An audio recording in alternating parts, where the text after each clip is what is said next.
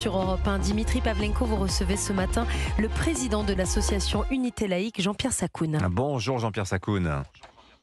Bonjour monsieur. Bienvenue sur Europe 1. 6 adolescents sont jugés à partir d'aujourd'hui devant la cour d'assises des mineurs, donc à huis clos, pour leur implication dans l'assassinat de Samuel Paty. 5 sont accusés d'avoir fait le guet aux abords du collège et d'avoir désigné l'enseignant à son assassin, Abdullah Kanzorov, contre de l'argent.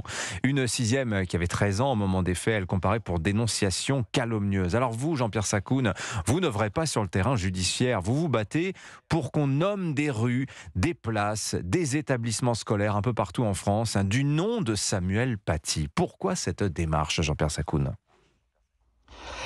Parce que le combat autour de Samuel Paty prend 3 formes. Il y a le combat au quotidien que mène Michaëlle Paty, la sœur de Samuel, d'une part pour que toute la vérité soit faite sur le processus qui a amené à l'effroyable assassinat de son frère, et en particulier que soit pointé du doigt non pas pour leur jeter la pierre, mais pour que tout soit su et que ça ne se reproduise pas, les responsabilités de l'éducation nationale, du ministère de l'Intérieur et plus généralement de l'administration. Il y a d'autre part le combat pour l'avenir, qui est le combat essentiel que mène Michaëlle, c'est-à-dire le combat pour la liberté d'expression, pour la liberté de conscience, pour ce qu'on appelle la laïcité, et pour que les professeurs ne soient pas soumis à une forme d'autocensure de plus en plus terrible dans les écoles.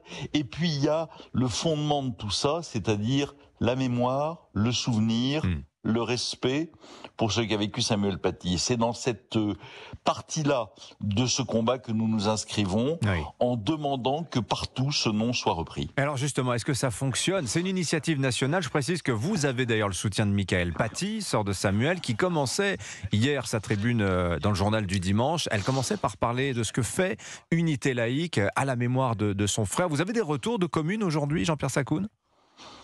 Tout à fait. Nous avons lancé notre initiative le 12 juin, avec évidemment le soutien total de Michaëlle. Et le discours du journal du dimanche que vous avez mentionné est en fait la reprise de son discours lors de la session plénière du Congrès des maires jeudi au Palais de Versailles devant des milliers de maires, ce qui était extrêmement émouvant. Oui, nous avons bien sûr des retours avec quelque chose de très important, d'où d'ailleurs la présence de Michaëlle sur le plateau du Congrès des maires. C'est le soutien du président de l'Association des maires de France, David Lisnard, qui nous a écrit une magnifique lettre que vous pouvez consulter d'ailleurs sur notre site Unité Laïque dans la rubrique Honorer Samuel Paty, et qui lui-même a fait prendre la décision par son conseil municipal de nommer un parvis devant le lycée de Cannes du nom de Samuel Paty. Et puis nous avons ensuite des villes de toute taille et de toute couleur politique. Donc nous avons cité Cannes, on peut citer Toulouse, qui est quand même une des très grandes villes françaises, dont le maire socialiste Jean-Luc Moudinque a lui-même pris la décision. Mais il n'est pas socialiste. Divers droite, pardon, en relation avec nous. Et puis, oui, je pensais à la ville suivante. Et puis beaucoup de villes du sud-ouest, comme Cahors, comme de toutes petites villes comme Fronton dans la Haute-Garonne, et comme la ville de Valence, dont le maire Nicolas d'Aragon est par ailleurs l'un de nos partenaires sur une de nos grandes initiatives, qui est l'entrée au panthéon du résistant Missak Manouchian. Et donc oui, ça prend bien, et le soutien de l'Association des maires de France de David Lisnard est un élément majeur pour que petit à petit en France on arrive à se souvenir et à voir ces plaques qui nous rappelleront que notre combat à tous, c'est celui de notre liberté. Mais d'ailleurs, Jean-Pierre Sakoun, les plaques commémoratives, il y en a une dans Paris depuis 2 ans, elle a été profanée 6 fois. Le terme islamiste dans la phrase victime du terrorisme islamiste pour désigner Samuel Paty avait été bombé une première fois. 6 vandalisations. Si on regarde ce qui se passe au collège du Bois d'Aulne, là où enseignait Samuel Paty, vous avez un buste en bronze qui attend dans une remise d'être mis en place. Il était question de nommer le collège. On voit que c'est très compliqué. Tout le monde se renvoie la responsabilité de cette décision. Est-ce que certains voudraient effacer Samuel Paty, Jean-Pierre Sakoun, aujourd'hui ? Je ne crois pas qu'il y ait une volonté d'effacer, du moins de la part de ceux qui sont des républicains sincères, comme la plupart de nos compatriotes.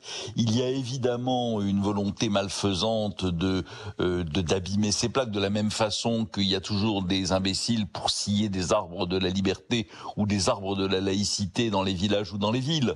Et cela, il faut les combattre, et il faut certainement pas plié devant eux en refusant de nommer des noms, de nommer des rues ou de nommer des établissements le nom de Samuel Paty. Non, je crois que plus qu'une volonté d'effacer, il y a une forme de peur, une forme d'inquiétude devant la violence islamiste, devant l'extrême brutalité que l'on voit se déployer lorsque les fanatiques islamistes, lorsque les tenants de l'islam politique, religieux, radical se mettent en branle. Il y a une forme d'angoisse, d'inquiétude, et c'est justement en combattant comme nous le faisons, et d'autres manières évidemment, qu'on arrivera à surmonter cette inquiétude. Alors le bois d'Aune, oui, il y a des formes ça va se faire, semble-t-il. Hein. Le renommage se fera, mais à la rentrée 2000. Ça finira par se faire. Ouais. Mais justement, c'est ça qui est important. C'est de continuer à travailler, à œuvrer pour que ça se fasse. J'ai une dernière question pour vous. Le procès qui s'ouvre aujourd'hui, donc de ces 6 adolescents, en quoi il est important ce procès selon vous, Jean-Pierre Sakoun ? Je crois qu'il a, comme tous les procès, il a une valeur emblématique, c'est-à-dire que, enfin, comme tous les procès qui touchent au cœur de ce que nous sommes.